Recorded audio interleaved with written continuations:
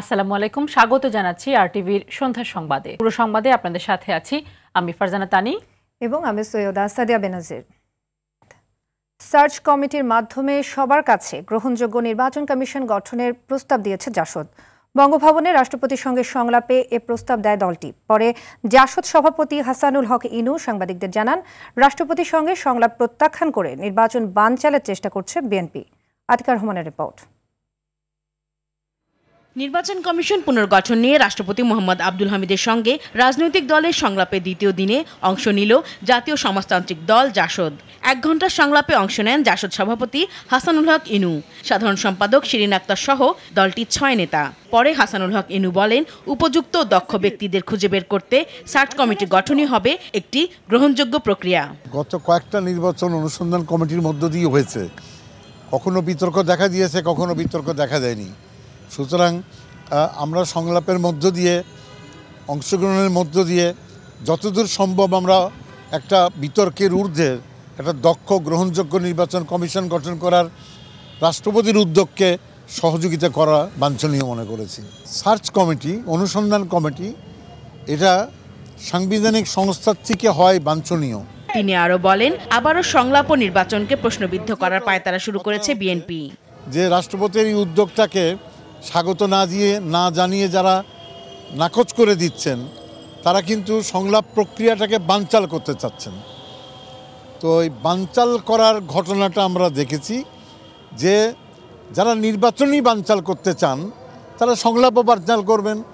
সুতরাং বিএনপি তো 14 সাল এবং 18 সাল দুবার নির্বাচন বানচাল করার চক্রান্ত করেছিল। 26 ডিসেম্বর ন্যাশনাল আওয়ামী পার্টি ও বাংলাদেশ সমাজতান্ত্রিক দল বাসদের সঙ্গে রাষ্ট্রপতির সংলাপ হবে। আতিকা রহমান, আরটিভি, ঢাকা। বর্তমান সরকার দেশের নির্বাচন ব্যবস্থা ধ্বংস করে দিয়েছে, তাই রাষ্ট্রপতির সঙ্গে সংলাপে বসে কোনো লাভ নেই বলে মন্তব্য করেছেন মির্জা ফখরুল ইসলাম আলমগীর। বিদেশে খালেদা জিয়ার উন্নত চিকিৎসার দাবিতে টাঙ্গাইলে এক সমাবেশে এ মন্তব্য করেন বিএনপি মহাসচিব। গণ আন্দোলনের মধ্য দিয়ে জনগণের সরকার প্রতিষ্ঠা করা হবে বলে জানান তিনি। বিল্লাল হোসেনের রিপোর্ট। বিএনপির চেয়ারপারসন বেগম খালেদা জিয়ার সুস্থতা কামনায় দোয়া মাহফিল এবং অগ্নিঝরা মতিহার ও রিজভী আহমেদ শীর্ষক এক আলোচনা সভার আয়োজন করে Rajshahi university nationalist ex student association রোনেসা। অনুষ্ঠানে বিএনপির ভাইস চেয়ারম্যান আব্দুল্লাহ নোমান বলেন, খালেদা জিয়ার মুক্তির জন্য আন্দোলনের কৌশল পরিবর্তন করা প্রয়োজন। এই ফ্যাসিবাদী সরকারের বিরুদ্ধে বাংলাদেশ জাতীয়তাবাদী দলের এবং জাতীয় ঐক্যের যে রাজনীতি, সেটার কৌশল পরিবর্তন প্রয়োজন। বিএনপির সিনিয়র যুগ্ম মহাসচিব রুহুল কবির রিজভী বলেন, আওয়ামী লীগ বিচার বহির্ভূত হত্যাকাণ্ডের আত্মস্বীকৃত খুনি। গতকাল গভীর রাত্রে মুন্সিগঞ্জ জাতীয়তাবাদী ছাত্র দলের 1 নম্বর যুগ্ম সাধারণ সম্পাদক জমজম ভুঁইয়াকে র‍্যাব পরিচয় দিয়ে তুলে নিয়ে গেছে। তাহলে গুম হচ্ছে আওয়ামী লীগের বৈশিষ্ট্য, ভালো কিছু ঐতিহ্য নয়। টাঙ্গাইলে এক সমাবেশে বিএনপির মহাসচিব মির্জা ফখরুল ইসলাম আলমগীর বলেন, গণ আন্দোলনের মধ্য দিয়ে সরকারকে হটিয়ে জনগণের সরকার প্রতিষ্ঠা করতে হবে। কিসের সংলাপ? যে কেমন করে নির্বাচন কমিশন গঠন করবে, সে নির্বাচন কমিশন নির্বাচন পরিচালনা করবে। আর এই নির্বাচন কমিশন করে কি হবে? যে সরকার আছে সে সরকারই তো এই নির্বাচনকে ধ্বংস করে দিয়েছে। Billal Hossain, RTV, Dhaka. BNP chairperson Begum Khaleda জিয়াকে চিকিৎসার জন্য বিদেশে নেওয়ার বিষয়ে আইন মন্ত্রণালয় খুব শিগগির মতামত জানাবে বলে জানিয়েছেন আইনমন্ত্রী আনিসুল হক। তবে এখনও কোনো সিদ্ধান্ত হয়নি বলে জানান মন্ত্রী। দুপুরে গুলশানে এক অনুষ্ঠানে এসব কথা জানান তিনি। এছাড়া বিচারপতি নিয়োগ সহ যেসব আইন সংশোধনের পর্যায়ে আছে তা দ্রুতই পাশ হবে বলে জানান আইনমন্ত্রী আনিসুল হক। বিচারপতি নিয়োগের আইনটা আমি আপনাদেরকে কিছু আগে বলেছি যে এটা নিয়ে কাজ করা হচ্ছে, ইনশাআল্লাহ এটা কিছুদিনের মধ্যেই শেষ হবে। আইন করার প্রক্রিয়াটা আপনারা হয়তো জানেন যে কিছুটা আলাপ আলোচনা করে সাংবিধানিক যে ইয়েটা দেওয়া আছে সেগুলি শেষ করতে হয়। তো সেই কারণে আমি বলি যে একটু অপেক্ষা করলেই কিন্তু আমরা দেখব যে এই আইনগুলি হয়েছে। ঢাকা বিশ্ববিদ্যালয়ের ছাত্রীদের কেউ বিবাহিত হলে তারা হলে থাকতে পারবেন কিনা এ নিয়ে বিশ্ববিদ্যালয়ের প্রভোস্ট স্ট্যান্ডিং কমিটির বৈঠক চলছে। এই মুহূর্তে প্রশাসনিক ভবনে আছেন সহকর্মী মাসুদ মোস্তাহিদ, সরাসরি যুক্ত হচ্ছেন আমাদের সাথে। মাসুদ, ঢাকা বিশ্ববিদ্যালয়ের হলে থাকা নিয়ে আসলে বিবাহিত ছাত্রীদের কি ধরনের নিয়ম নীতির কথা বলা আছে একটু স্পষ্ট করে আমাদেরকে জানাবেন, এবং প্রভোস্ট স্ট্যান্ডিং কমিটির বৈঠকে এ নিয়ে কি ধরনের সিদ্ধান্ত আসতে পারে?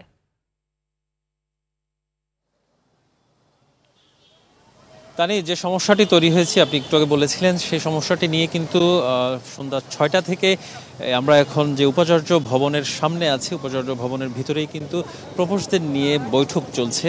আমাদেরকে যতদূর জানানো হয়েছে যে তাদের নিয়মিত এই বৈঠকে এই বিষয়টি নিয়ে, যে সম্প্রতি যে বিবাহিত ছাত্রীদের নিয়ে যে সমস্যা তৈরি হয়েছে হলগুলোতে, সেই সমস্যা নিয়ে তারা আলোচনা করবেন। আপনি জানেন যে আসলে এই সম্প্রতি যে শামসুন্নাহার হল এবং বাংলাদেশ কুয়েত মৈত্রী হলে যে বিবাহিত ছাত্রীদের যে সমস্যা তৈরি হয়েছে, সেই বিষয়টি নিয়ে আজকে কিন্তু সুপ্রিম কোর্ট থেকে আইনি নোটিশ পাঠানো হয়েছে এবং সেখানে বলা হয়েছে আসলে এই বিষয়টি নিয়ে বিশ্ববিদ্যালয়ের শিক্ষার্থীদের মাঝে কিন্তু অনেক ক্ষোভ তৈরি হয়েছে যে বিবাহিত ছাত্রীরা কেন হলে থাকতে পারবেন না। তো সব মিলিয়ে আমরা কথা বলেছি, কিছুক্ষণের মধ্যে হয়তো বৈঠক শেষ হবে এবং সেখান থেকে আমাদেরকে জানাবেন যে আসলে বিশ্ববিদ্যালয় থেকে কি সিদ্ধান্ত নেওয়া হয়েছে।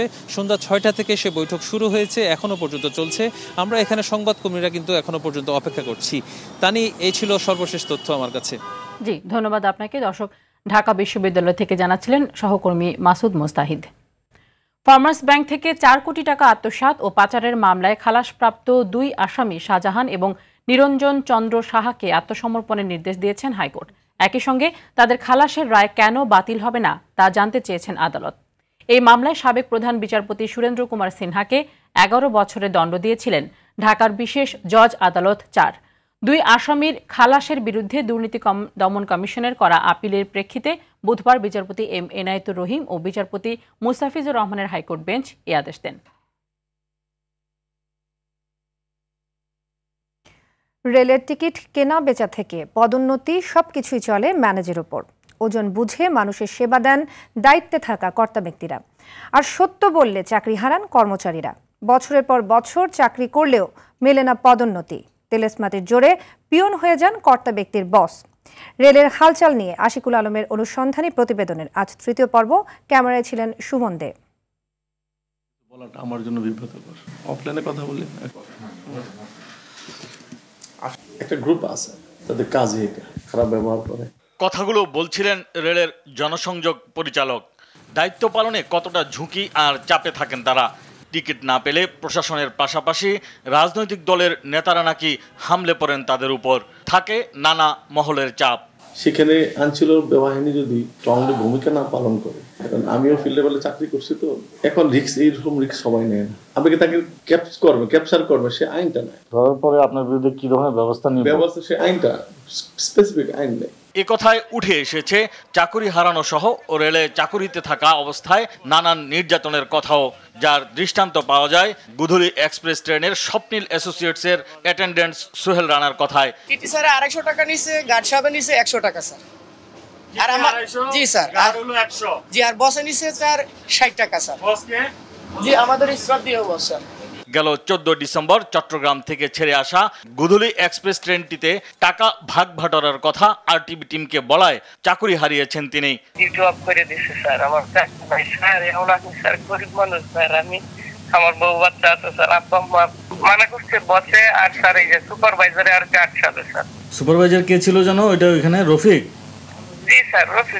সোহেল রানার মতো রেলের এমন হাজারো কর্মী আছেন চাকুরি হারানোর ঝুঁকিতে। মুক্ত বাতাসে রেলের প্ল্যাটফর্মে কর্মকর্তাদের উদ্দেশ্যে হুঁশিয়ার বা সাবধান স্লোগান দিলেও কোনো কর্ণপাতই করেন না তারা। মিছিল, মিটিং, আন্দোলন, অনশন করেও ফায়দা হয় না তাদের। প্রশাসনিক ভবন থেকে শুরু করতে আমরা একবারে রেলওয়ে শ্রমিক লীগ, তারপরে ডিজি মহোদয়, মন্ত্রী মহোদয়ের সাথে দেখা করছি, কেউ আমাদেরকে কোনোভাবে আশ্বাস দেয় না। 1900 গেটকিপার এখন মানবতার জীবনযাপন করতেছি আমরা। প্রশাসনের বিপক্ষে গেলে, অবস্থান নিলে এটা আমাদের জন্য ক্ষতিকর, এই জন্য আমরা ওই লাইনে হাঁটতে চাই না।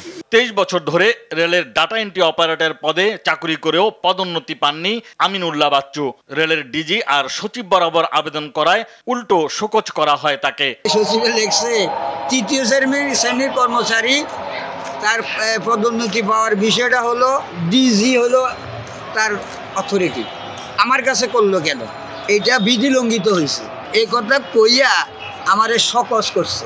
আমার পদোন্নতি দেন, অথচ আমার পিয়ন যে সে প্রধান সহকারী। রেল পরিচালনা, অবকাঠামোর কর্মকাণ্ড, ইঞ্জিন সহ বিভিন্ন খাতের কেনাকাটা, প্রকল্প পরিচালনা সহ নানা খাতে দুর্নীতির সীমাহীন অভিযোগের পাহাড়ও আছে বেশ। আশিকুল আলম, RTV, ঢাকা। 2022 সালের মধ্যে বাস রুট রেশনালাইজেশনের কাজ শেষ হবে বলে জানিয়েছেন ঢাকা দক্ষিণ সিটি কর্পোরেশনের মেয়র ব্যারিস্টার শেখ ফজলে নূর তাপস। সকালে রাজধানীর ধানমন্ডির শঙ্কর বাসস্ট্যান্ড এলাকায় ফুটওভার ব্রিজ উদ্বোধন শেষে এ কথা জানান তিনি। বলেন, বাস রুট রেশনালাইজেশনের জন্য বিভিন্ন জায়গায় অবকাঠামো তৈরি করা হচ্ছে। 2022 সালের মধ্যে এর কার্যক্রম বাস্তবায়িত হবে। এছাড়া রাস্তা পারাপারের জন্য সবাইকে ব্রিজগুলো ব্যবহারের অনুরোধ করেন মেয়র।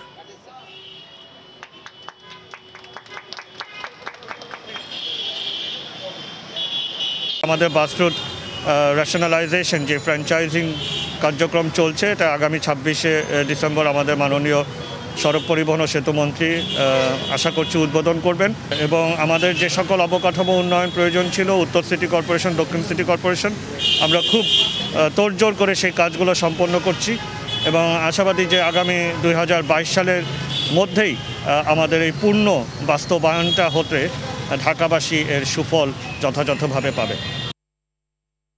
6 দিনের রাষ্ট্রীয় সফরে মালদ্বীপ পৌঁছেছেন প্রধানমন্ত্রী শেখ হাসিনা। দেশটির প্রেসিডেন্ট ইব্রাহিম মোহাম্মদ সালের আমন্ত্রণে দুপুর 12টায় বাংলাদেশ বিমানের বিশেষ ফ্লাইটে ঢাকা ছেড়ে যান প্রধানমন্ত্রী।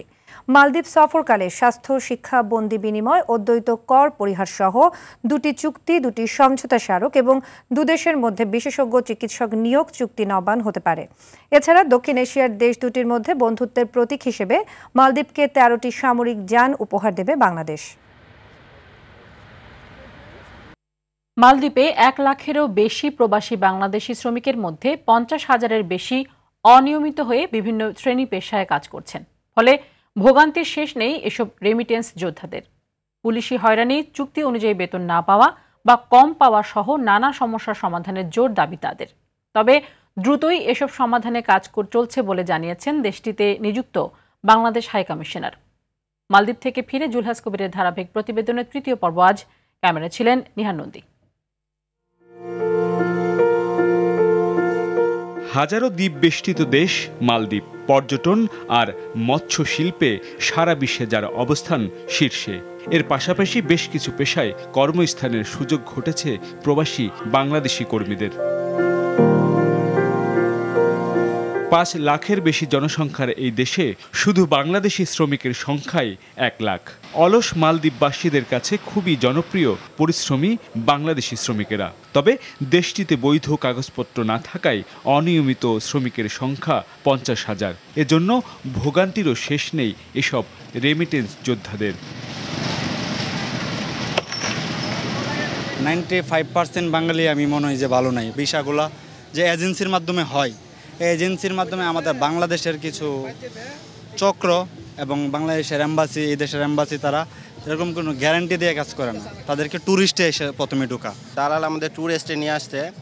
এখন যদি আমরা মনে করেন যে পাসপোর্ট নাই হাতে, যদি পাসপোর্ট দেয় হাই কমিশনার অফিসে যাই, অফিসে বলে যে নাই, ইমিগ্রেশনে আছে, হয়তো আমরা যদি পাসপোর্টটা পাই তাহলে আমরা অন্য একটা নিতে পারবো। $250 বেতন দিবে বলছে, পরে আমাকে $130 বেতন দিতেছে।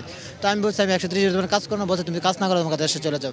বাংলাদেশিদের কর্মক্ষেত্রে প্রতারিত হওয়া এবং একই কাজ করেও ভারতীয় বা শ্রীলঙ্কানদের চেয়ে বেতন কম হওয়ার জন্য বাংলাদেশি দালালরাই দায়ী বলে অভিযোগ করেন প্রবাসীরা। কোনো ডাক্তারের কোনো চিকিৎসা করে না, কোনো কিছু করে না, আমরা নিজের চিকিৎসা করা লাগে। আর ইন্ডিয়ার লোক যদি কোনো কিছু সরকারের হাইকমিশন এমন পাওয়ার দেয়, মনে করেন লগলে বাগুতে সব কিছু করে দেয় ইন্ডিয়া, তো আমরা কোনো কিছু করে দেয়। 3-4 মাসের বেতন পাইনি। একটা কোম্পানির থেকে হাই কমিশনের কাছে চিঠি দিছি, কয় মারামারি করবা না, তোমরা আমাকে জানাইছি, কিন্তু একদিন আমার ফোন করে প্রথম দিন, এরপর আর কোনো খবরই নেই। অনিয়মিত বাংলাদেশিদের সমস্যা সমাধানে বাংলাদেশ সরকার কাজ করছে বলে জানালেন দেশটিতে নিযুক্ত বাংলাদেশ রাষ্ট্রদূত। আমাদের নিজেদের নাগরিক বাংলাদেশি যারা তার কাছে অবস্থানরত আছেন সবাইকে কিন্তু সবাই বেতন দেয় নাই, অনেককে চাকরিচ্যুতও করেছে এই বিপদের মধ্যে। সেটা যদি বিদেশি একজন নাগরিক করে, তাহলে আমি যেটা করতে পারি, এদেশের সরকারকে আমি রিকোয়েস্ট করতে পারি যে এই অমানবিক বিষয়টাকে আপনারা একটু অ্যাড্রেস করেন। সেই মালিককে আমি টেলিফোন করে বলতে পারি যে তুমি আমার লোকটার সাথে যেই কাজটা করছো সেটা অনৈতিক কাজ হচ্ছে। তার মানবতাকে আমি প্রশ্ন করতে পারি, কিন্তু তাকে কিন্তু আমি আইনের আওতায় আনতে পারি না। প্রবাসীদের যে কোনো সমস্যায় বাংলাদেশ হাইকমিশন পাশে আছে বলেও জোর দাবি তার। মালদ্বীপের শ্রমবাজার বাংলাদেশিদের দখলে, তবে সেই শ্রমবাজার নিয়ে সুষ্ঠু পরিকল্পনা হয়নি আজও পর্যন্ত। তাই ভোগান্তির শেষ নেই প্রবাসীদের। দ্রুতই এই সমস্যার সমাধানের উদ্যোগ নেয়ার আহ্বান জানিয়েছেন প্রবাসী বাংলাদেশিরা। জুলহাস কবির, RTV, মালে, মালদ্বীপ। অভিজিৎ রায় হত্যা মামলার 2 আসামি বরখাস্ত মেজর জিয়া ও আকরাম কোথায় আছে তা সরকারের জানা নেই। তবে তাদের খুঁজে বের করতে আইনশৃঙ্খলা রক্ষাকারী বাহিনী জোর প্রচেষ্টা চালাচ্ছে বলে জানিয়েছেন স্বরাষ্ট্রমন্ত্রী আসাদুজ্জামান খান কামাল। সন্ধ্যায় বাংলাদেশ টেক্সটাইল বিশ্ববিদ্যালয়ের 11তম প্রতিষ্ঠা বার্ষিকী উপলক্ষে আয়োজিত এক অনুষ্ঠানে এসব কথা বলেন তিনি। আমরা মনে করি যুক্তরাষ্ট্রের কথা যদি সত্যি হয় তাহলে আমরা একটা অপরাধীকে আমরা ধরতে পারবো। যুক্তরাষ্ট্র যদি এই ব্যাপারে আমাদের সহযোগিতা করে যে কোথায় আছে আমরা তাকে ওয়েলকাম করব। Thank you. টুঙ্গিপাড়া হৃদয়ে পিতৃভূমি প্রতিপাদ্যে গোপালগঞ্জের টুঙ্গিপাড়ায় জাতির পিতার সমাধি শ্রদ্ধা নিবেদন অনুষ্ঠানের আয়োজন করা হয়েছে। আগামী 10 জানুয়ারি বঙ্গবন্ধুর স্বদেশ প্রত্যাবর্তনের দিনে বঙ্গবন্ধুর জন্ম শতবার্ষিকী উদযাপন জাতীয় বাস্তবায়ন কমিটি এই আয়োজন করবে।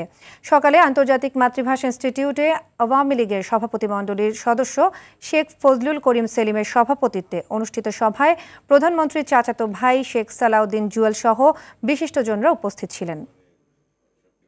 চট্টগ্রাম মহানগরীর ৭৮% ভবনই ভূমিকম্প ঝুঁকিতে রয়েছে, যার মধ্যে 740টি স্কুল। এমন গবেষণা তথ্য 10 বছর আগেই দিয়েছে চট্টগ্রামের আর্থকোয়েক ইঞ্জিনিয়ারিং রিসার্চ সেন্টার। অথচ এত বছর পরেও কোনো পদক্ষেপ নেয়নি সংশ্লিষ্ট কর্তৃপক্ষ। ফলে বড় ভূমিকম্পে বিরাট ক্ষতির আশঙ্কায় মহানগর সহ আশপাশের এলাকার বাসিন্দারা। চট্টগ্রাম প্রতিনিধি সাইফুল মাহমুদের তথ্য ও চিত্রে আরও জানাচ্ছেন দীপ্ত চন্দ্র পাল। দেশে ভূমিকম্পের উৎপত্তি হতে পারে বাংলাদেশ মিয়ানমার, বাংলাদেশ ভারত এবং মিয়ানমার ভারত সীমান্ত এলাকায়। এসব এলাকায় 7.5 থেকে 8.5 মাত্রার ভূমিকম্প সৃষ্টি হতে পারে, আর তা হলে সবচেয়ে বেশি ক্ষতিগ্রস্ত হবে চট্টগ্রাম ও কক্সবাজার। চট্টগ্রাম মহানগরীর ৭৮% ভবনই রয়েছে ভূমিকম্পের ঝুঁকিতে। 10 বছর আগের এমন তথ্যের পরও প্রস্তুতি না নেয় শঙ্কিত মহানগরীর বাসিন্দারা। চট্টগ্রামে 2 দফা ভূমিকম্প হয়েছে, তাতে আমরা নগরবাসী খুবই আতঙ্কিত। আগে ভাগে যদি আমরা সিদ্ধান্ত উপনীত হতে না পেরে তাহলে এই বিশাল একটি জনগোষ্ঠী বড় ধরনের ক্ষয়ক্ষতির সম্ভাবনা আছে। 10 বছর আগের জরিপে যে চিত্র উঠে এসেছিল বর্তমানে তা অনেক গুণ বাড়বে, কিন্তু এ নিয়ে আর কোনো জরিপ হয়নি। সম্প্রতি একদিনের ব্যবধানে 2 বার ভূমিকম্প অনুভূতি হয় চট্টগ্রামে। এরপর ভবন হেলে পড়ার মতো ঘটনাও ঘটে। তবে ক্ষয়ক্ষতি ও প্রাণহানি না হওয়ায় সরকারি সেবা সংস্থাগুলো এখনও উদাসীন। সংশ্লিষ্টদের মতে নগরীর ভবন ও স্থাপনার 90 ভাগই নকশার বহির্ভূতভাবে নির্মিত। পুরানো যে ভবনগুলো আছে এবং যে ভবনগুলোতে প্রকৌশলী কিংবা স্থপতিদের তত্ত্বাবধানে নাই কিংবা তাদের ডিজাইন অনুযায়ী হয়নি। অনেক ভবন মালিক আছে, ছোট ছোট প্লটের মালিক, যারা নিজেরাই হয়তো কোনো রকম একটা বিল্ডিং তৈরি করেছেন। এই ভবনগুলো অবশ্যই ঝুঁকির মধ্যে আছে। এখন যে বিল্ডিংগুলোর স্থাপনাগুলো যদি ভূমিকম্প প্রতিরোধী ব্যবস্থা না থেকে করে থাকে, এখন অনতিবিলম্বে সেগুলো শক্তি বৃদ্ধি করার অ্যাসেসমেন্ট করে শক্তি বৃদ্ধি করার প্রকল্প হাতে নিতে হবে। ভূমিকম্প রোধে জনসাধারণকে সবার আগে সচেতন হওয়ার পরামর্শ দেন সংশ্লিষ্টরা। দীপ্তচন্দ্র পাল, RTV। কিশোরগঞ্জে ব্যবসায়ী রমিজ উদ্দিন হত্যার অভিযোগে মুয়াজ্জিন জাকির হোসেনকে গ্রেপ্তার করেছে র্যাব। দুপুরে রাজধানীর কারওয়ান বাজার মিডিয়া সেন্টারের সংবাদ সম্মেলনে সংস্থাটির আইন ও গণমাধ্যম শাখার পরিচালক কমান্ডার খন্দকার আল মঈন জানান, খুন করার পর তাবলিগ জামাতে আত্মগোপনে যান জাকির। গেল 3 অক্টোবর অর্থ আত্মসাতের লক্ষ্যে সে এই হত্যাকাণ্ড ঘটায় বলে প্রাথমিক জিজ্ঞাসাবাদে স্বীকার করেছে। বিভিন্ন গোয়েন্দা তথ্য এবং বিভিন্ন বিষয় পর্যালোচনা করে আমরা প্রাথমিকভাবে এই জাকির হোসেন, যে কিনা নিহত যে রমিজ তার এলাকার মসজিদের মুয়াজ্জিন, তাকে আমরা লক্ষ্মীপুরে চিল্লারত অবস্থায়, উনি চিল্লায় গিয়েছিলেন, চিল্লারত অবস্থায় লক্ষ্মীপুরে একটি মসজিদ থেকে তাকে আমরা গ্রেফতার করতে সক্ষম হই। ধানমন্ডিতে সৌন্দর্য চর্চার আধুনিকতম সেবা নিয়ে যাত্রা শুরু করলো বিউটি ক্লিনিক গ্লোয়িং বিউটি। গেল মঙ্গলবার উদ্বোধনী অনুষ্ঠানে উপস্থিত ছিলেন চিত্রনায়ক রিয়াজ, বিশিষ্ট সমাজকর্মী সঞ্জিদা আরবি শম্পা এবং প্রতিষ্ঠানটির চেয়ারম্যান জিন্না তারা সহ অন্য পরিচালকরা। এ সময় প্রতিষ্ঠানটির কর্ণধার জানান, এটি একটি পূর্ণাঙ্গ বিউটি সলিউশন সেন্টার, যেখানে ফিটনেস সলিউশন, অভিজ্ঞ ডাক্তার, প্রশিক্ষিত নিউট্রিশনিস্ট এবং স্পেশালিস্ট ট্রেইনার পাওয়া যাবে। ওমিক্রন ছড়িয়ে পড়ায় ইউরোপে বড় ধরনের ঢেউ আসছে বলে সতর্ক করেছে WHO। পরিস্থিতি সামাল দিতে বুস্টার ডোজ নেওয়ার পরামর্শ দিয়েছেন বিশ্ব স্বাস্থ্য সংস্থার ইউরোপীয় প্রধান হ্যান্স ক্লগ। তিনি জানান, আগামী কয়েক সপ্তাহের মধ্যে এই ভ্যারিয়েন্টটি আরও অনেক দেশে দাপট দেখাবে। এদিকে ওমিক্রন মোকাবেলায় যুক্তরাষ্ট্রের সক্ষমতা নিয়ে মার্কিনীদের আশ্বস্ত করেছেন দেশটির প্রেসিডেন্ট জো বাইডেন। তিনি জানান, মার্কিনীদের জন্য বিনামূল্যে 50 কোটি করোনা টেস্ট কিট সরবরাহ করা হবে। এদিকে ভারতের কেন্দ্রীয় স্বাস্থ্য মন্ত্রণালয় জানিয়েছে, দেশটিতে দ্রুত ছড়াচ্ছে Omicron. Akram Khan cricket operations কমিটির চেয়ারম্যান থাকতে চান না বলে নিশ্চিত করলেন বিসিবি সভাপতি নাজমুল হাসান পাপন। শুক্রবার বোর্ড মিটিংয়ে এ বিষয়ে সিদ্ধান্ত নেওয়া হবে বলে জানান তিনি। একই সঙ্গে সব স্ট্যান্ডিং কমিটি নতুন করে গঠন করা হবে বলেও জানান বিসিবি সভাপতি। মিরপুর বিসিবি কার্যালয়ে জরুরি মিটিং শেষে এসব কথা বলেন নাজমুল হাসান পাপন। এদিকে 6 দল ও 3টি ভেন্যুতেই এবারের বিপিএল অনুষ্ঠিত হবে। দেশি খেলোয়াড়দের পারিশ্রমিক বাড়ানো হলেও শুরুর তারিখ সহ বেশিরভাগ বিষয় এখনও নিশ্চিত হয়নি।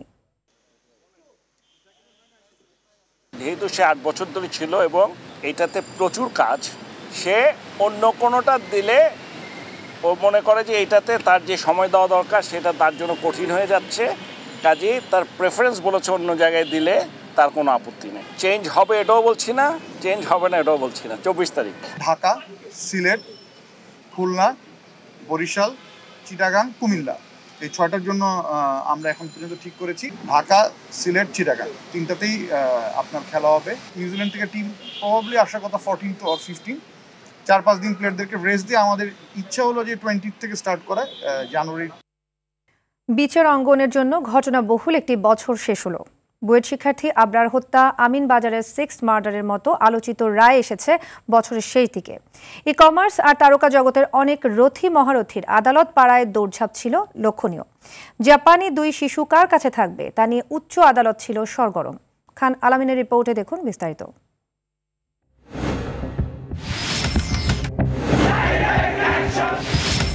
সর্বোচ্চ কিংবা বিচারিক আদালত, সবখানে গুরুত্বপূর্ণ সব রায় আদেশ। বছর জুড়েই সরগরম ছিল আদালত পাড়া। শেষ দিকে এসে সর্বোচ্চ উত্তাপ ছড়ায় বিচারাঙ্গন।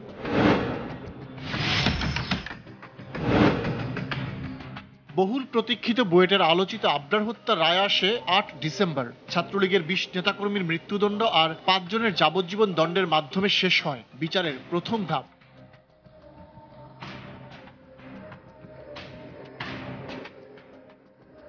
এর 6 দিন আগে আসে 2011 সালে শবে বরাতের রাতে সাভারের আমিন বাজারে পিটিয়ে 6 ছাত্রকে হত্যার রায়। 13 জনের মৃত্যুদণ্ড আর 19 জনের যাবজ্জীবন সহ বিভিন্ন দণ্ডে দণ্ডিত হন আসামিরা।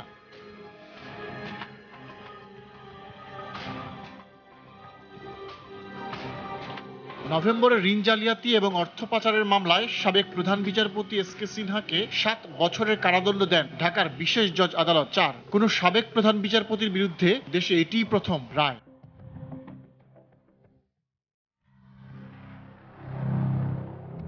প্রায় 16 মাস আগে নোয়াখালীর বেগমগঞ্জে নারীকে বিবস্ত্র করে ধর্ষণ চেষ্টা ও নির্যাতন মামলার রায় ঘোষণা করা হয়েছে 15 ডিসেম্বর।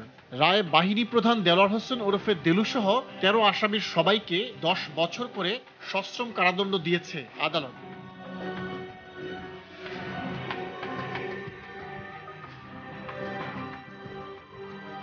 ই কমার্স জালিয়াতদের দৌড়ঝাঁপ ছিল নিম্ন আদালতে। ইভালির রাসেল সহ বেশ কয়েকজন এখন কারাগারে। কয়েকবার জামিন আবেদন করলেও সাড়া মেলেনি।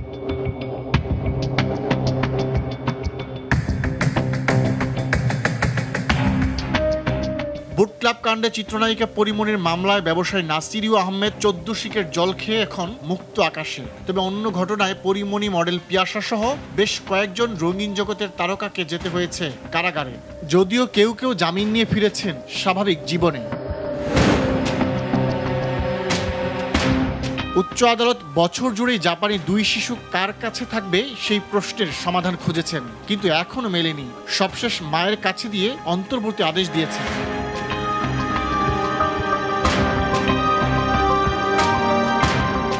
প্রধান বিচারপতি সৈয়দ মাহমুদ হোসেন অবসরে যাচ্ছেন বছরের শেষ দিনে। তার আগে অনুষ্ঠিত হয় তার বিদায়ী সংবর্ধনা। আইনজীবীদের অবজ্ঞার অভিযোগে সেই অনুষ্ঠান বর্জন করে বিএনপিপন্থী আইনজীবীরা। খান আলামিন, RTV। সন্ধ্যা সংবাদ এ পর্যন্তই। সবশেষ সংবাদ জানতে যে কোনো মোবাইল ফোন থেকে 24141 নম্বরে ডায়াল করুন। রাতের সংবাদ 11:15টায় দেখার আমন্ত্রণ রইল। এতক্ষণ সঙ্গে থাকার জন্য সবাইকে ধন্যবাদ।